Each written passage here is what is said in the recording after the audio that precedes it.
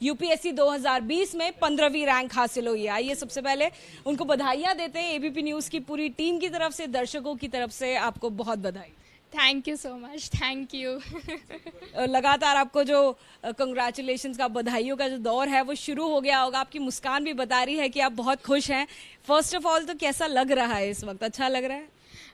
जी बहुत ज़्यादा खुश मैं हूँ और मैंने एक्सपेक्ट नहीं किया था कि इतनी अच्छी रैंक मुझे मिलेगी और मैं बहुत ज़्यादा खुश हूँ कि मैं एग्ज़ाम क्लियर कर पाई हूँ और मैं अपने पेरेंट्स को भी प्राउड कर पाई। सो मैं बहुत ज़्यादा खुश हूँ। देखिए, टीना डाबी के बारे में आपको बताएं कि उनकी फर्स्ट रैंक आई थी और पहला ही अटेम्प्ट था। उन्हीं की तरह छोटी बहन ने भी ये पहला अटेम्प्ट दिया है और पहली बार में आप आईएएस बन गई हैं। जी। तो तैयारी किस तरह की होती है? जो दर्शक आपको इस वक्त सुन रहे हैं, कई सारे जो एस्पायरेंट्स आपको सुन रहे हैं, वो इस वक्त ये जानने में बहुत दिलचस्पी रख रहे होंगे कि आपके घर में एटमॉस्फेयर कैसा है, तैयारी कैसे होती है कि एक घर 2 आईएएस देता है केवल 4-5 सालों में। जी, जो एटमॉस्फेयर है वो मेरी मदर की वजह से ही क्रिएट हुआ है, जो हमेशा से उन्होंने डिसिप्लिन मेंटेन करी है। उन्होंने हमेशा से इनकरेज करा है कि आप बुक्स पढ़िए, न्यूज़पेपर रेगुलरली पढ़िए। सो यूपीएससी में करंट अफेयर्स जैसे बहुत ज़्यादा इंपॉर्टेंट होते हैं। सो उसी से एक हैबिट होती है कि हम न्यूज़पेपर पढ़ रहे हैं, आप अपडेटेड हैं। फिर साथ में जो आपका सिलेबस होता है यूपीएससी का, तो जो भी रिस्पेक्टिव बुक्स होती हैं आप वो पढ़ते हैं। सो वो आप सारी चीज़ें कंटिन्यू करते हैं, डिसिप्लिन मेंटेन करते हैं एंड जितना आप रिवीजन करते हैं तो वो आपको हेल्प करता है एग्ज़ाम क्लियर करने में। आपने ऑप्शनल सब्जेक्ट कौन सा लिया था? जी, मेरा optional subject political science and international relations था। अगर बात करें, अभी तो आपकी दीदी यहाँ पे साथ में नहीं रहती हैं, जब आप लोग साथ में रहते थे तो किस तरह का एटमॉस्फेयर होता था? साथ में बैठ के पढ़ते थे या दीदी आपको पढ़ाती थी? कैसे तैयारी होती थी?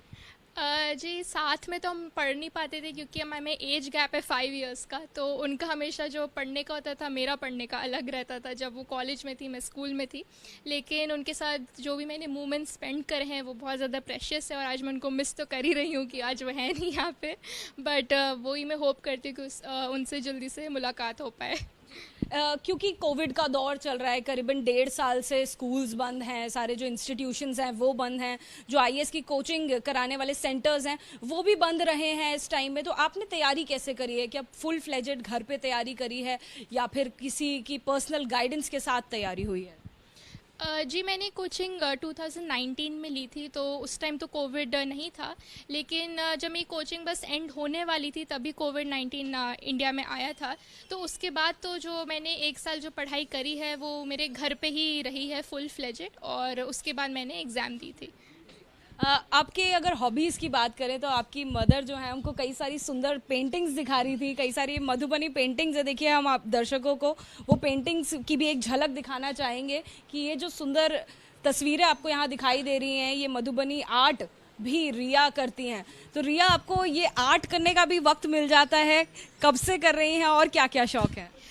जी, पेंटिंग मैंने स्कूल टाइम से ही स्टार्ट करी थी और वक्त बस निकालना पड़ता है क्योंकि मुझे बहुत अच्छा लगता है। जब मैं पेंटिंग करती हूँ तो मुझे बहुत रिलैक्स्ड फील होता है। तो जब एग्ज़ाम के टाइम भी आप प्रिपेयर करते हो, कभी कभी आपको एक स्ट्रेस बस्टर भी चाहिए होता है क्योंकि एग्ज़ाम ही बहुत ज़्यादा टाइम कंज्यूमिंग और डिफ़िकल्ट है। तो इसलिए मैं पेंटिंग करती हूँ। जैसे आप देख रहे हैं तो ये सौरा पेंटिंग्स हैं और वहाँ पे मधुबनी पेंटिंग्स लगी हुई हैं।